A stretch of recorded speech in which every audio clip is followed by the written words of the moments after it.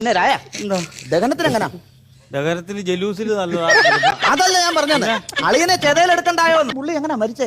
പുള്ളി മരിച്ചെന്ന് പറഞ്ഞു കഴിഞ്ഞാല് ജീവൻ പോയി ഒരു 2 ദിവസം കഴിയുമ്പോ അറ്റാക്ക് വന്നു. അതെന്താ വൃത്തികെട്ട വർത്തമാനം? അറ്റാക്ക് വന്നതിന് ശേഷമല്ലേ ജീവൻ പോകുന്നത്? കൊച്ചുമോൻ ജീവൻ UK പോയെന്ന് ഒറ്റയ്ക്കായെന്ന് പേടിയായിരുന്നു.